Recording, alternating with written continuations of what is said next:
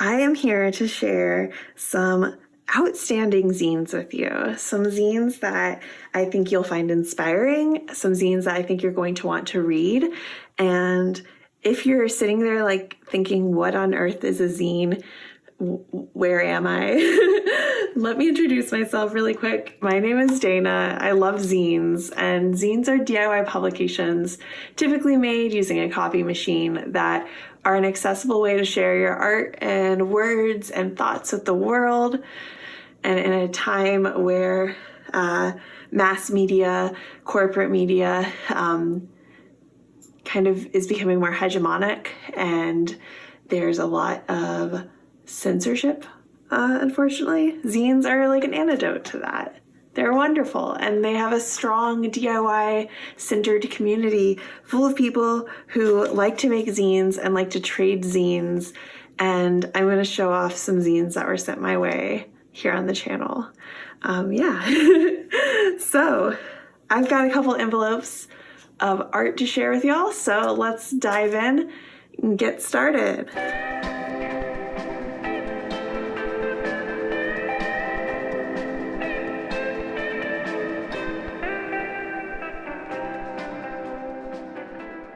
First up, we're going to open this envelope that features some hot air balloons. Awesome. This comes from miel. I'm not 100% sure I'm pronouncing that correctly, but let me know in the comments how it's pronounced if you do see this, miel. Awesome. Going to read the full letter off camera, but it looks like they're sending me a zine that I talked to them about in my comments.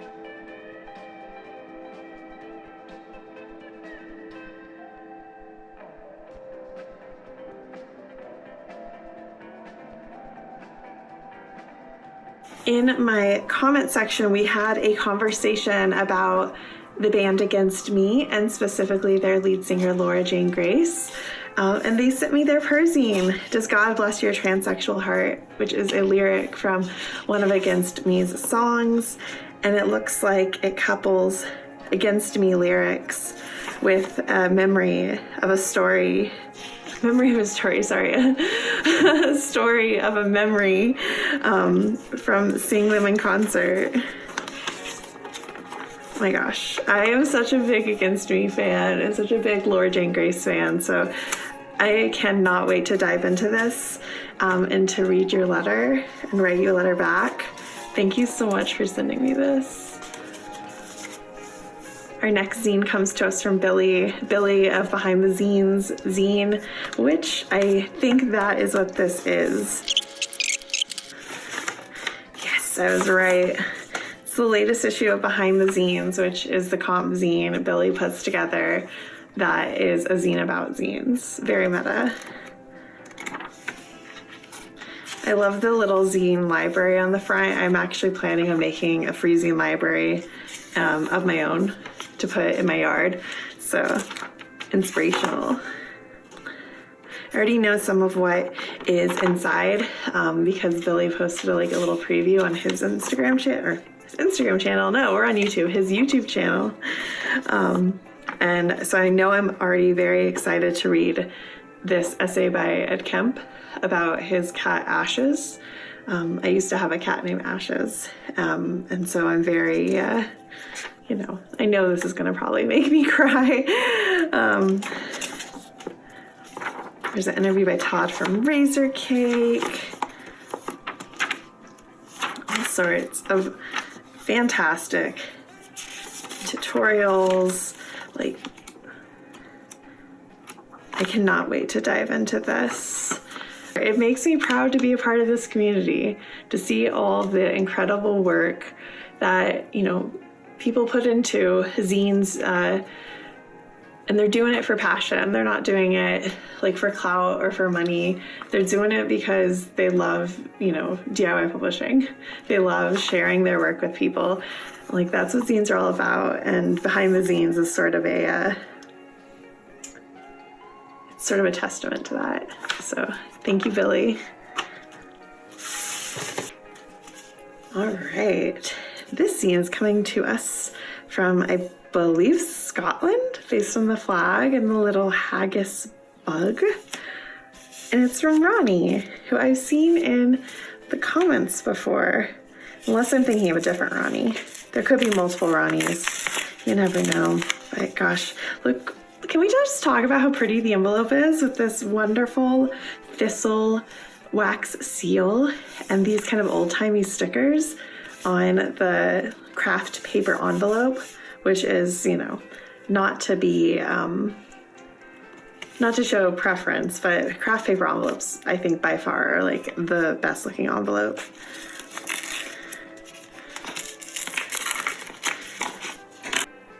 All right, I have to refilm part of this because they included a note that had their address on it, like right up front. It was very clear in the footage. But they are from Scotland and they asked if I'd like to do a zine trade, and I do, so I'll be sending some zines your way. But they also sent me some like Scottish crafting supplies. So some like tartan ribbon, some thistle charms, which these are incredible. I didn't know that thistles were a Scottish thing, and I'm just kind of assuming they are based on context clues. But these are so cool. I might sew one onto my battle jacket. But then a little Scottish flag, a thistle, a kilt, and a Nessie, which I love a cryptozoology creature. But this is all amazing, and I'm so thankful for it, but y'all are all here to see the zines. So, let's see. They sent me 2 copies of Sketchy Movies, issues 1 and 2, which are about art, snacks, and movie reviews. Which, yeah, I'm pretty sure you are. You are the same Ronnie in my comments, because I remember you mentioning these. But awesome. So yeah, it's a good old review zine. I love the movie House, the Japanese horror movie. So I can't wait to see what you thought about it. Oh, cool. And then the inside has like a coloring sheet style poster. It looks like issue 2 might deal with zombie movies. And then they also sent me 2 issues of Turkish knockoffs, which, as the name suggests, it looks like they talk about Turkish cinema that knocks off Hollywood films like James Bond, or it looks like that might be Batman.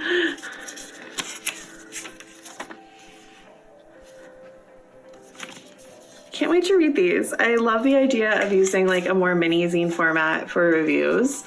You have to be concise then, and as someone who writes zine reviews, I kind of struggle with being concise, but this format makes it so you really have to choose every single word, and I cannot wait to read what they think about these movies and snacks. I'm so glad that we connected over YouTube comments, and thank you so much for the goodies and the zines. All right, next up is a package that is from Vampire Hag Zine Distro that I actually purchased these. Vampire Hag is the home of Bat Habitat, which is one of my favorite zines of all time. And I realized I had not gotten a new issue in a while. So I picked up a little bit of a haul.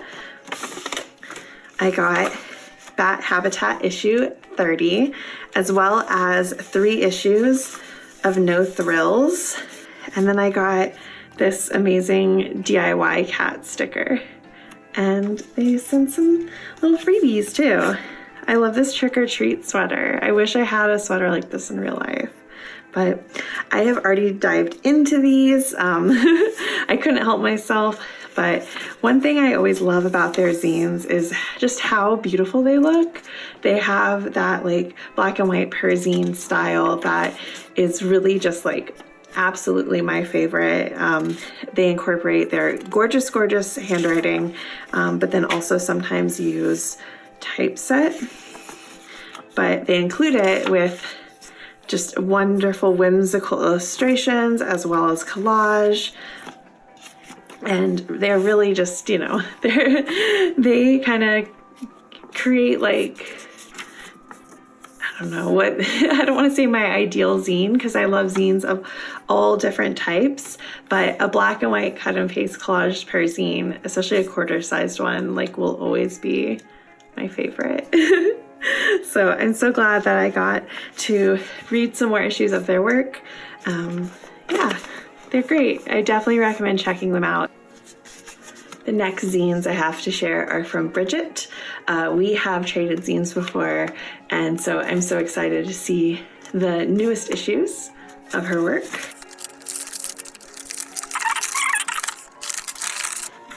Oh, I love Bridget's little commonplace zine sticker with the squirrel on it. Bridget also writes a squirrel haiku zine, so it's a nice little throwback to that. And then there's 2 new issues of Commonplace, and they both are beautifully foiled on the cover. I love this already. There's just so much for me to love here. I love a little critter. I love a possum. I love a frog. There's Mad Libs about drag queens. A review of This Is How You Lose the Time War, which is a book I have read that I thought was all right. I wanted a little more from it, but it was still pretty good. The concept was really fascinating. There's a whole bunch of book reviews.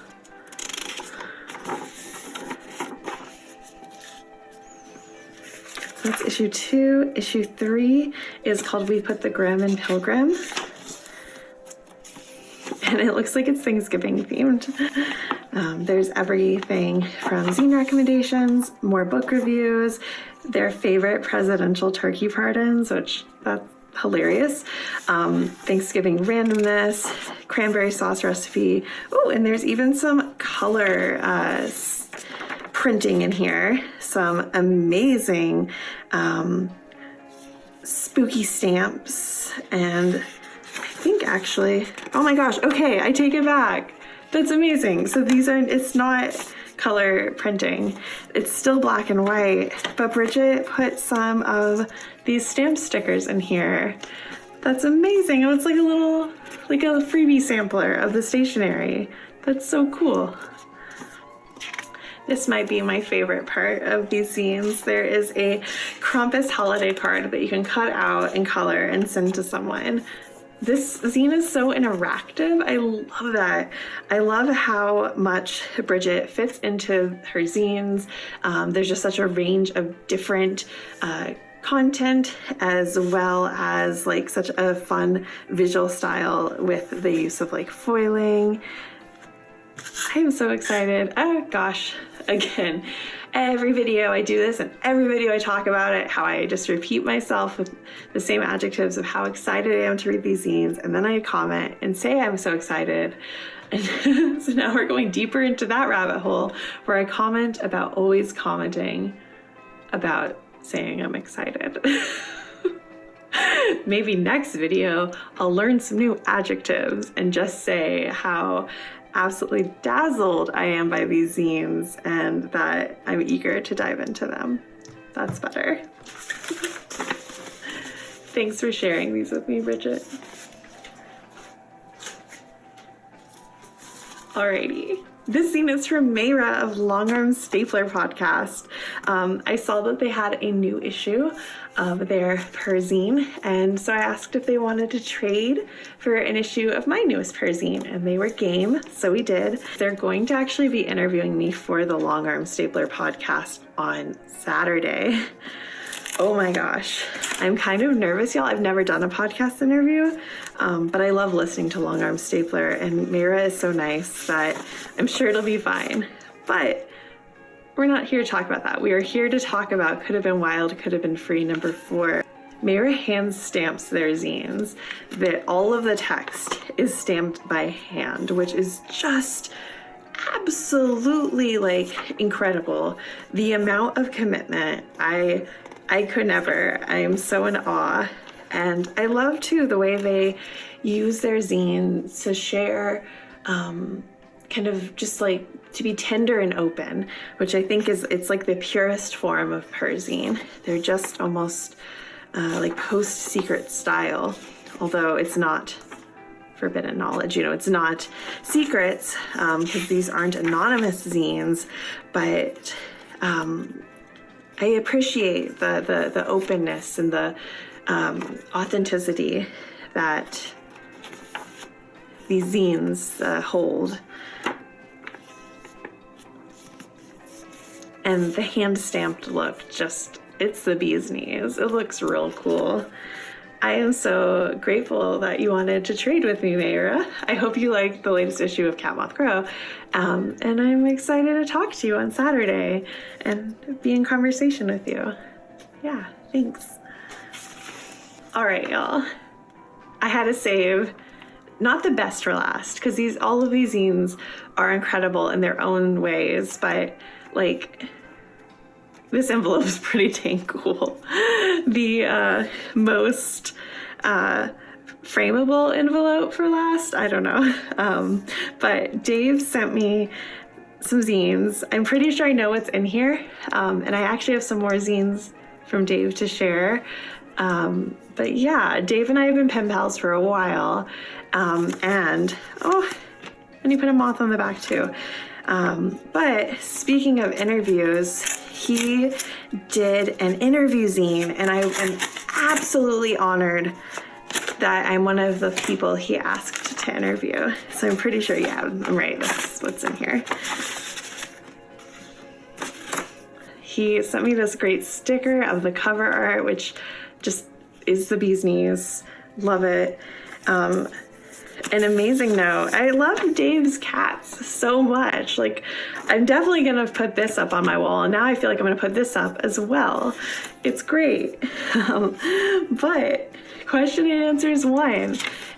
It is filled with some incredible interviews. I mentioned I have more zines from Dave to share because he sent me some more issues of this, and I didn't wait to open them on camera. Joshua from Antiquated Future Distro is interviewed, as well as Steven, who runs Quimby's in New York City. Billy, who we talked about earlier, the curator of Behind the Zines, as well as the creator of so many other zines. I featured his work on the channel before. Watch a couple episodes back, and I'm sure you'll see mail from him pop up. Yours truly. Can't even, y'all. I think one of my favorite things, though, is he, again, drew one of his great little cats, but it's interacting with a moth and a crow. So cool. Shariah, who I have not read any of their zines before, but because of this interview zine, we got connected, which is great. So we are going to do a zine trade.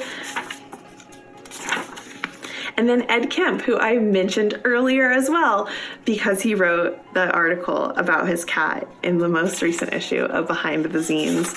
So, like, truly amazing Zinesters. I am honored to be amongst such greats, and I'm honored to be a part of this issue.